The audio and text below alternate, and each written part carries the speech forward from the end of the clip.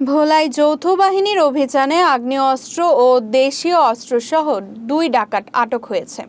1 ফেব্রুয়ারি ভোরে রাজপুর ইউনিয়নের শ্যামপুর থেকে গিয়াসউদ্দিন ও আহসানকে গ্রেফতার করা হয়। ভোলা নৌবাহিনীর কন্টিনজেন্টের অপারেশন অফিসার সারোয়ার এক সংবাদ বিজ্ঞপ্তিতে বিষয়টি নিশ্চিত করেন।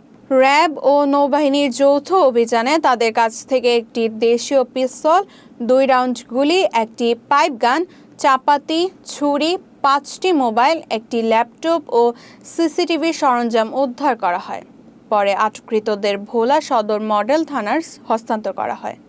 গোয়েন্দা তথ্যের ভিত্তিতে আজ শনিবার মধ্যরাতে বাংলাদেশ নৌবাহিনী কন্টিনজেন্ট ভোলা সদর রাজাপুর ইউনিয়নস্থ শ্যামপুর এলাকা থেকে সন্ত্রাসী ও ডাকাত গিয়াসউদ্দিন ও হাসানকে আটক করে।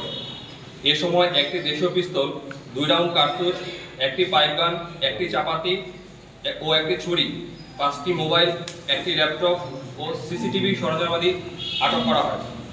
উল্লেখ্য যে বর্তমান সরকারের নির্দেশনা বাস্তবায়নের লক্ষ্যে ইন এইড টু সিভিল পাওয়ারের আওতায় দায়িত্বপূর্ণ এলাকাসমূহে বাংলাদেশ নৌবাহিনীর নিয়মিত যৌথ অভিযান চলমান থাকবে। ধন্যবাদ।